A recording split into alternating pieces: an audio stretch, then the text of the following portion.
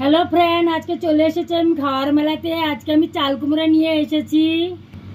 চাল কুমড়াটা ভালো করে কেটে নিয়েছি ছিলে। এখন আমি হলুদের গুঁড়ো ঢেলেছি আর ডালবো আমি 1 চামচ নুন। এখন আমি এটাকে ভালো করে এইভাবে মেখে নিব। মেখে কড়াইতে সরষের তেল ঢেলে ভালো করে এটাকে ভেজে নিব উল্টায় পাল্টাইয়ে। কড়াইতে সরষের তেল ঢেলেছি, গরম হয়ে গেছে। এখন আমি 2-3 পিস করে ঢেলে ঢেলে ভালোভাবে গোল্ডন গোল্ডন ভেজে নিব। তারপরে এটাতে আমি মশলা এন্ডে ঢেলিব। কড়াইতে দেখেন সবগুলো আমার ভাজা হয়ে গেছে।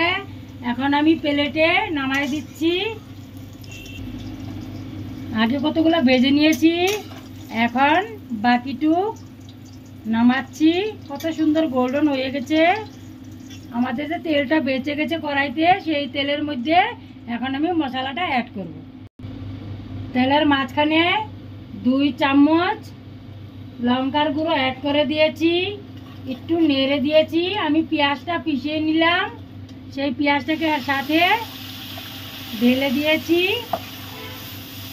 2টো পেঁয়াজ নিয়েছিলাম। আর হলদি নুনটা আমি প্রথমেই মেখে নিয়েছিলাম। মশলাটা ভালো করে ফুটে গেছে, অল্প জল ঢেলে দিচ্ছি। এর মাঝখানেই আমরা চাল কুমড়া ভাজাটা ঢেলে দিব। লাস্টে আমরা সরষা অ্যাড করব। সরষাটাকে আমি ভালো করে মিক্সিতে পিষিয়ে নিয়েছি। এখন ঢেলে দিলাম, একটু নেড়ে দিব উল্টাইয়ে পাল্টাইয়ে।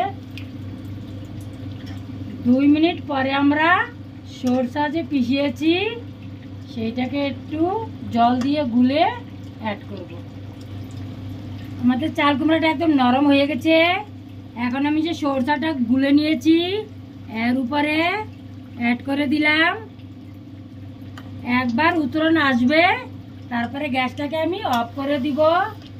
এইভাবে যদি পছন্দ আসে চাল কুমড়া ভাজা সরষে পেঁয়াজ দিয়ে, অবশ্যই ঘরে একবার বানিয়ে খাবেন, ভাত দিয়ে খাবেন, ভীষণই ভালো লাগে।